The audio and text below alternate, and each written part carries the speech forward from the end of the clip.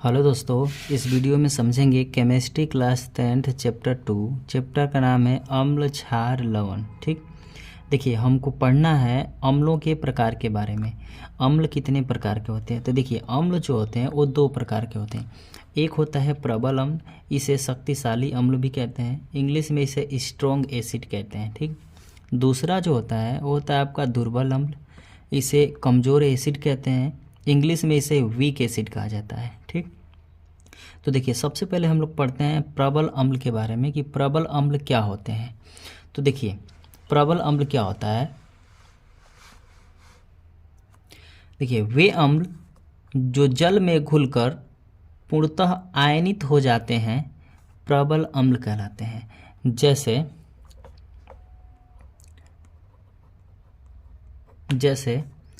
HCl। HCl को क्या कहते हैं? हाइड्रोक्लोरिक अम्ल। हाइड्रोक्लोरिक अम्ल। दूसरा हो गया H2SO4, ये हो गया आपका सल्फ्यूरिक अम्ल।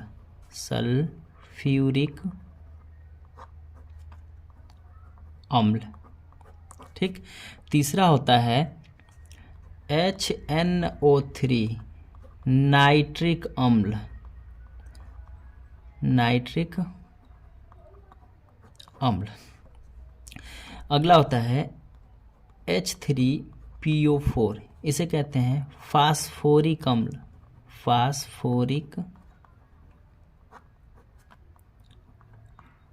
अम्ल। ठीक, देखिए हाइड्रोक्लोरिक एसिड जो होता है वो अमाशय में पाया जाता है।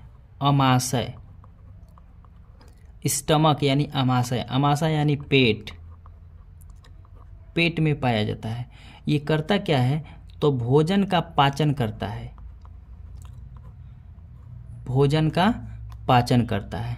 ठीक, देखिए दूसरा होता है सल्फ्यूरिक अम्ल। सल्फ्यूरिक अम्ल जो होता है, अगर सल्फ्यूरिक अम्ल में H2SO4 में अगर आप क्या मिला देते हैं? जल यानी H2O। जब आप जल मिला देंगे तो ये बन जाएगा पंचुछूर। तो इसका प्रयोग यानी इसके जलीय विलयन का प्रयोग हम लोग बैटरी में कर देते हैं। बैटरी। ठीक, तो आप कह सकते हैं कि सल्फ्यूरिक एसिड जो होता है वो क्या होता है? आपका बैटरी का पानी। ठीक, बैटरी का पानी में क्या होता है? तो सल्फ्यूरिक एसिड होता है। देखिए दूसरा जो होता है नाइट्रिक अम्ल। नाइट्रिक अम्ल, इसे सोरे का अम्ल भी कहते हैं। इसे सोरे का अम्ल भी कहते हैं। ठीक, नाइट्रिक अम्ल का उपयोग हम लोग कहाँ करते हैं? तो उर्वरक बनाने में। उर्वरक यानी खाद बनाने में नाइट्रिक एसिड का प्रयोग किया जाता है। ठीक, देखिए अगला समझिए H3PO4 फास्फोरिक एसिड का प्रयोग कहाँ करते हैं? तो दांतों को साफ करने में। दांतों को साफ करने में।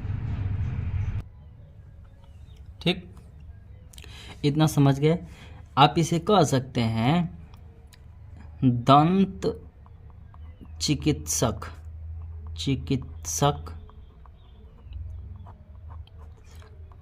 के रूप में। ठीक, फास्फोरिक एसिड का उपयोग हम लोग दंत चिकित्सक के रूप में या दांतों को साफ करने में करते हैं। ठीक, देखिए आपको परिभाषा में कह रहा है कि वे अम्ल जो जल में घुलकर पूर्णतः आयनित हो जाते हैं प्रबल एसिड कहलाते हैं। जैसे मान लीजिए HCl जो होता है, अगर HCl को हम किसी जल में घोल दें, ठीक, देखिए HCl को अगर किसी जल में घोल दें तो ये क्या हो जाएगा? आपका H+ और Cl- में क्या हो जाता है? पूर्णतः वियोजित हो जाता है, यानी टूट जाता है। तो देखिए जब आप हाइड्रोक्लोरिक एसिड को जल में घोलेंगे तो इससे क्या बनेगा? एक विलयन बनेगा। उस विलयन को क्या कहेंगे आप? जलीय विलयन। जलीय विलयन। तो जो जलीय विलयन होता है, किसी भी अम्लों का जलीय विलयन जो होता है वो विद्युत का क्या होता है, तो सुचालक होता है। तो किसी भी एसिड का जलीय विलयन जो होता है वो विद्युत का सुचालक होता है, विद्युत का सुचालक। सुचालक सुचालक किसे कहते हैं, जिसमें विद्युत धारा प्रवाहित होती हो उसे कहते हैं विद्युत का सुचालक। ठीक, इतना समझ गए। देखिए आगे समझते हैं दुर्बल अम्ल के बारे में कि दुर्बल अम्ल क्या होता है। ठीक,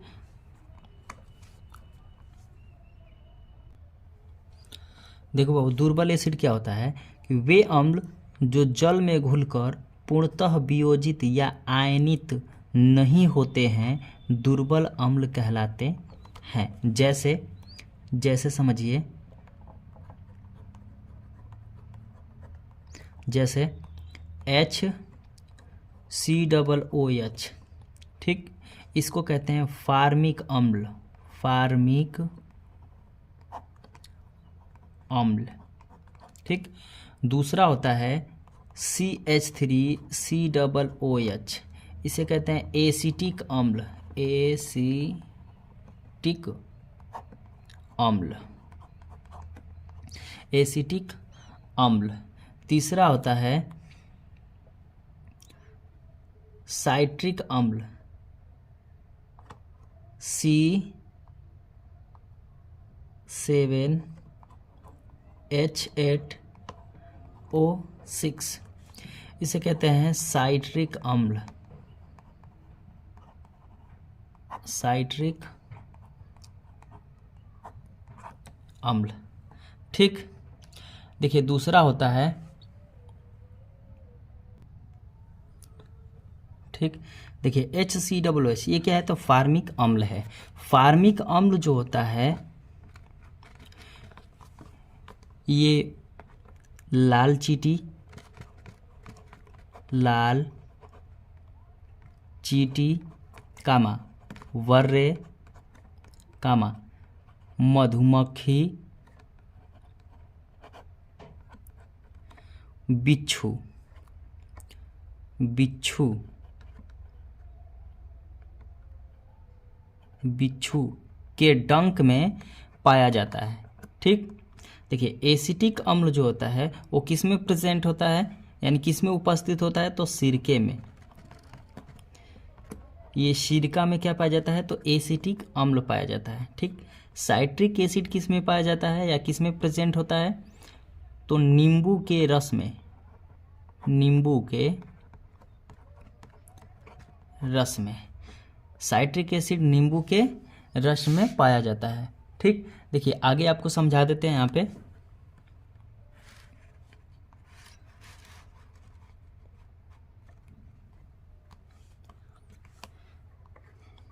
देखिए अगला होता है मैलिक अम्ल,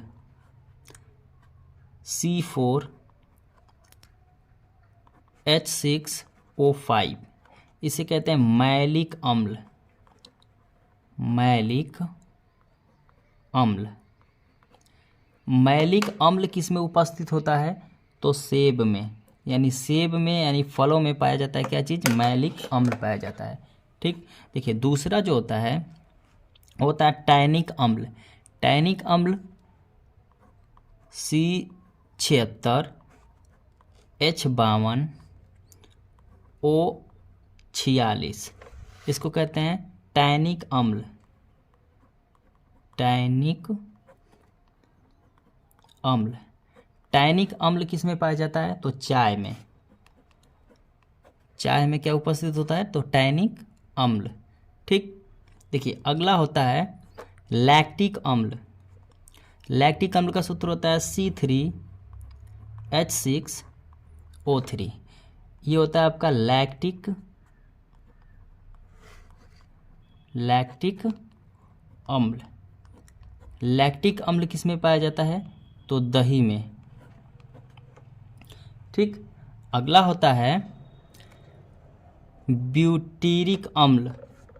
ब्यूटीरिक अम्ल का सूत्र C4H8 O2, इसको कहते हैं ब्यूटीरिक अम्ल कहिए चाहे ब्यूटायरिक अम्ल कहिए, टायरिक अम्ल। ब्यूटायरिक अम्ल किस में पाया जाता है? तो मक्खन में। मक्खन में कौन सा एसिड? तो ब्यूटायरिक एसिड पाया जाता है। ठीक,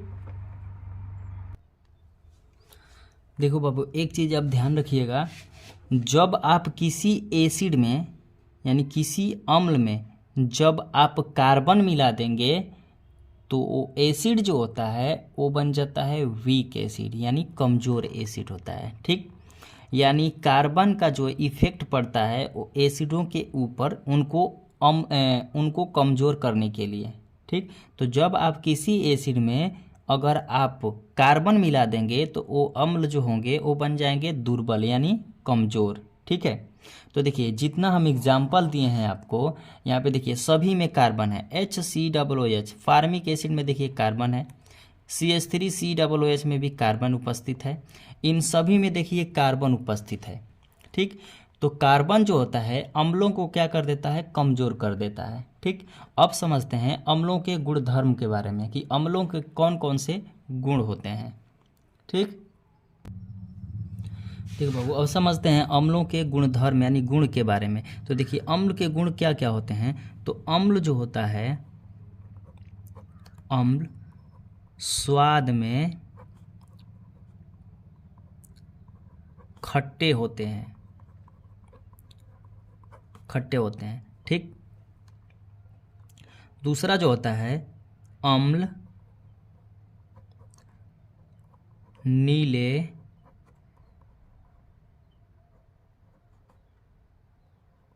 लिटमस को लाल कर देते हैं, लाल कर देते हैं। अम्ल धातु से क्रिया करके हाइड्रोजन गैस देते हैं, हाइड्रोजन गैस देते हैं। चौथा होता है अम्ल जलीय विलयन में